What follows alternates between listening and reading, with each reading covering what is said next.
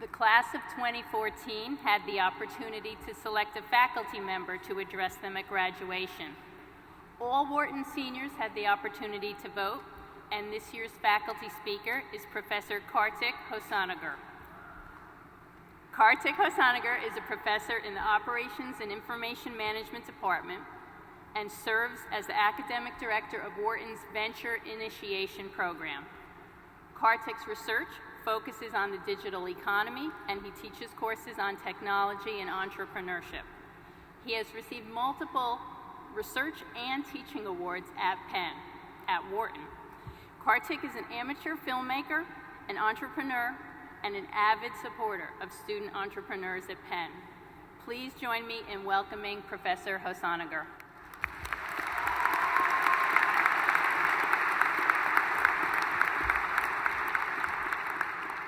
Thank you, Laurie. I'm deeply honored that all of you selected me as your faculty speaker on this very important day in your lives. When I was asked to speak today, I wondered, what could I possibly say to you that you haven't heard before? A friend of mine suggested that I go back to my own commencement and try and recollect if some words have stayed with me. I said, fantastic idea. The only catch was that I went to a college in India which did not have a commencement ceremony. At the end of the final semester, we pretty much packed our bags and vacated our rooms.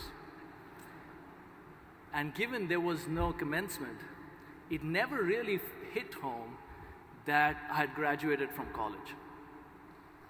And the fact that my day-to-day work is at a university today, it still hasn't fully hit home that I have graduated. So in some ways, this is my commencement as well. The best that I can wish for you, thank you.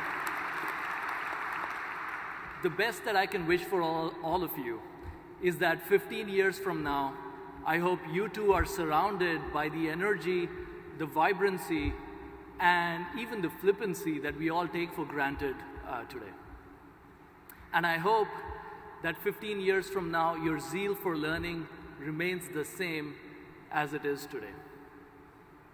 As I reflect on what it means to enjoy learning, I think back to my own path through school. Back when I was in grade 4, I was in a school with very strict rules and where the slightest deviation from the norms was frowned upon.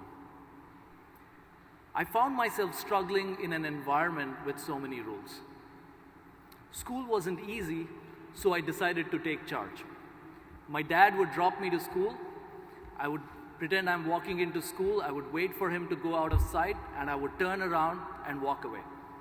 And I roamed around the city and came back home at 4 p.m., and I pretended I was in school all day. This was when I was 8 years old. Now, I probably thought that I could pull this off for a long time, but I was unfortunately caught in about a week. I was suitably admonished and sent back to school. I returned to school and labored through it for the next several years. Given my history, I'm sure no one could have predicted that I would end up with a PhD or end up in academia.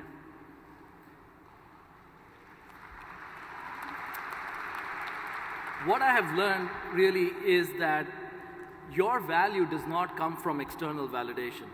It comes from crafting and following your own path and not getting bogged down by expectations of others. And more importantly, at Wharton, not getting bogged down by what others around you are doing. You have to find your own path. Finally, I want to go back to this question of what words of wisdom I can offer you. I borrow the profound words of philosopher Gaga.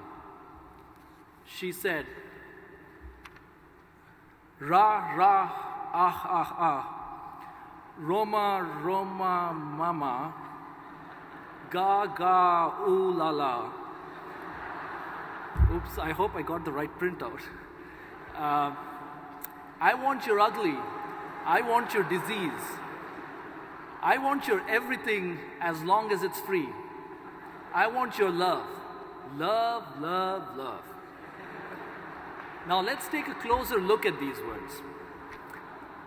I want your ugly, I want your disease. These words are asking us to care about other people's suffering. As ambitious people who are committed to the pursuit of our goals, it is easy to become self-absorbed. Whatever your personal pursuits, I hope you don't lose the basic human ability to care for others. Next, philosopher Ga says, I want your everything as long as it's free. Here, she's providing words of wisdom for entrepreneurs. Whatever happens, always be frugal. Successful entrepreneurs bootstrap well and try to get everything for free. Finally, philosopher Ga says, I want your love. Love, love, love. The message is simple. Most important of all pursuits is the pursuit of love. It's important to love and be loved. Now, while I've conveyed my message in a lighter vein, I couldn't be more serious about my words of advice for you. While I know you will all be successful in your professional pursuits, I hope you will be caring human beings as well.